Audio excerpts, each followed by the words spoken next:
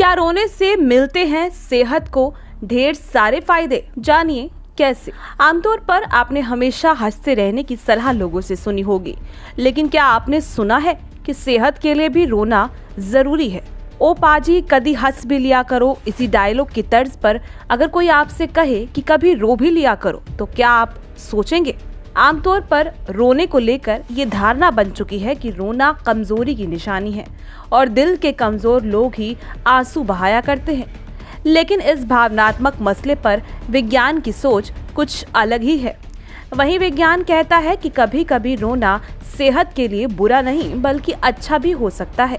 जी हाँ, हंसने की तरह कभी कभी रोना भी शरीर और भावनात्मक दोनों ही स्टेज पर जरूरी होता है और इसके कई फायदे भी होते हैं। तो चलिए आज जानते हैं रोने से शरीर और दिमाग को क्या क्या फायदे हो सकते हैं। रोने से कम होता है स्ट्रेस।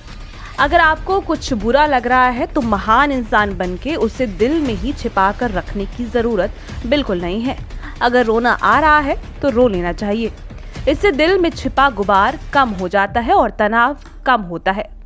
इससे भावनात्मक दबाव भी कम होता है और आपका स्ट्रेस कम होने पर आप बेहतर महसूस कर पाएंगे और सही फैसले कर पाएंगे। अच्छी नींद के लिए रोना है बेहतर।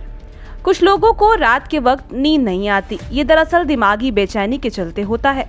ऐसे में रोने से रात को नींद अच्छी आती है। आपने छोटे बच्चों को तो देखा होगा, रोने के तुरंत बाद उनको गहरी नींद आती है। कई बच्चे तो रोते रोते ही सो जाते हैं क्योंकि रोने से दिमाग शांत होता है। आँखों के लिए सेहतमंद है रोना। रोना आपके दिमाग के साथ साथ आँखों की सेहत को भी दुरुस्त करता है। रोने से जब आंसू निकलते हैं तो आँखों के भीतर छिपे बैठे कई सारे बैक्टीरिया बहकर बाहर निकल जाते हैं।